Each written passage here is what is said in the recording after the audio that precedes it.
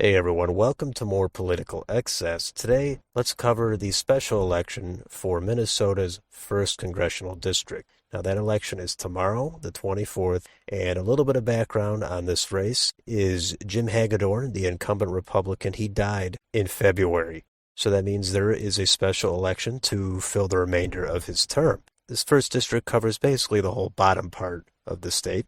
And Jim Hagedorn won his race last time in 2020 by about 3 points.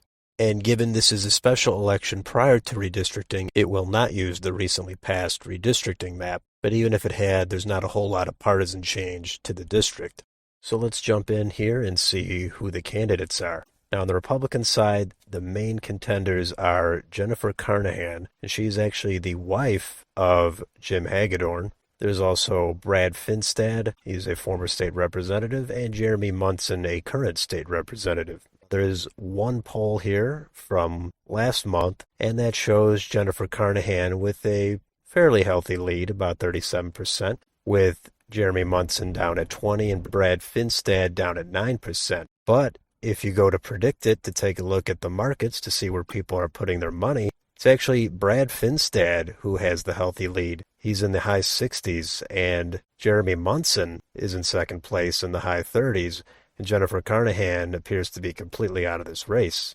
So the reasons for this are not obviously clear, but if you go down to the comments below, sometimes on these local races, you can get more input from people who know the area and are following the campaign more closely with endorsements and ads and where the momentum is. So according to this, Brad Finstad actually appears to be the one favored to win, but it's not a guarantee. And back over on Wikipedia, he does have more endorsements from local politicians.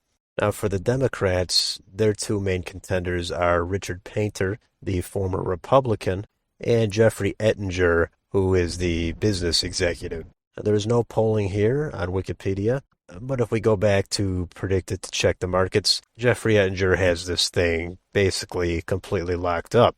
So the winner of these primaries will go on to the general election, which is on August 9th. That is actually the date for the other statewide primaries.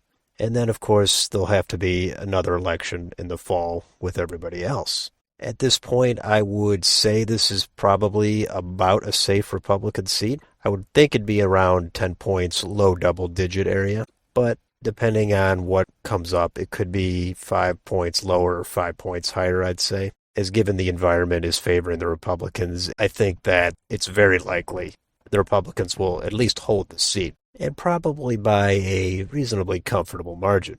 So that's a glance here at the special election for Minnesota. If you're following this race, let me know what you think of it. If you don't care about it, that's fine. If you enjoy this content, please like, share, and subscribe. Thank you for watching, and I'll see you on the next video.